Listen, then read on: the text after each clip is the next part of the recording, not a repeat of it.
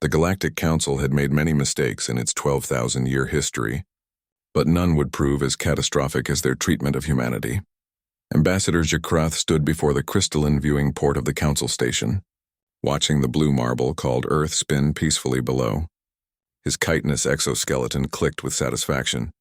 The humans had finally been put in their place, quarantined to their primitive planet, stripped of their fledgling colony rights, their voices silenced in the Galactic Forum. They breed too quickly, Council Executor Vexnar had declared during the final vote. They expand too aggressively. They ask too many questions and respect too few traditions. The motion passed unanimously. Humanity would remain confined to Earth, observed but not engaged with until they matured as a species. The quantum barriers went up around their solar system within a solar day. What the Council didn't understand, what they couldn't understand, was that humanity had been shaped by a crucible unlike anything in the known galaxy. Earth was a death world, classified level 9 on the habitability index. Its atmosphere was corrosive to most species, its gravity crushing, its weather patterns catastrophically violent. The creatures that shared humanity's homeworld would be considered apex predators on any civilized planet. Yet humans thrived. They didn't just survive Earth, they conquered it. Ambassador Jakrath had dismissed the human delegation's final words as theatrical desperation. "You're making a mistake," the human ambassador had said, her voice steady despite the obvious rage in her primate eyes. "We came to you in peace. We wanted to learn, to share, to grow together. But if you cage us like animals, don't be surprised when we show you our teeth." Empty threats, Jakrath had thought. Humans possessed barely functional fusion drives and rudimentary energy weapons. Their largest ship could transport fewer than 200 individuals. What could such primitives possibly do against the might of the Galactic Council? The answer came 37 cycles later. The first sign was the disappearance of a mining operation in the Kepler 442 system. The Council dispatched the investigation fleet, assuming equipment failure or perhaps piracy. The fleet never returned. No distress calls, no debris. Simply gone. Then the frontier colonies began reporting strange sightings, sleek vessels that moved impossibly fast, appearing and vanishing before scanners could lock on. Technology that shouldn't exist. Architecture that defied known physics. When Ambassador Jakrath finally saw the footage from a border station's final moments, his blood turned cold. The attacking ships bore markings in a human script. "Remember Terra." The Council convened an emergency session. How had humanity developed such technology in mere decades? The quantum barriers had been impenetrable, or so they thought. "We underestimated their rage," said Science Arbiter Quilkson, her tendrils trembling as she displayed the data. The barriers didn't trap them. The barriers motivated them. They reverse-engineered our quantum technology from studying the barrier itself. Then they improved it. Their ships phase through normal space. They're not bound by the hyperlane network like we are. Council Executor Vexnar's confidence had evaporated. "How many ships do they have?" "We don't know. Hundreds, maybe thousands. They have colonies in 17 systems we thought uninhabitable. They're thriving on death worlds we couldn't even survey properly. They're using those worlds as manufacturing bases." The horror of it settled over the chamber. Humanity had taken their cage and turned it into a forge. The human fleet arrived at the Council station without warning. One moment, the space around the ancient structure was empty.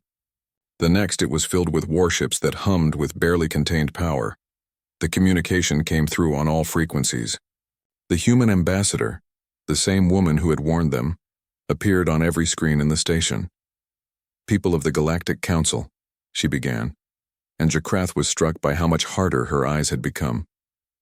37 years ago, you decided humanity wasn't worthy of the stars. You imprisoned us on our homeworld, treating us like children who needed to be contained. You took our dreams and crushed them because you feared what we might become." She paused, and the camera pulled back to show the bridge of her ship, humans of every ethnicity working in perfect synchronization. Their vessel a masterpiece of engineering that made Council ships look like primitive rafts. "You were right to fear us, but not for the reasons you thought. We're not dangerous because we're aggressive or uncivilized. We're dangerous because we refuse to accept limitations. You gave us a cage and we built a key. You put walls around our system and we learned to walk through walls. On Jakrath's tactical display, more human ships were appearing across Council space, not attacking but present, a demonstration of reach and power that could not be ignored. Here's what happens next, the ambassador continued. The barriers come down. Humanity takes its place in galactic society, not as petitioners seeking approval, but as equals demanding respect. You will recognize our colonies. You will grant us full council representation, and in return, we won't reduce this station and your core worlds to their component atoms.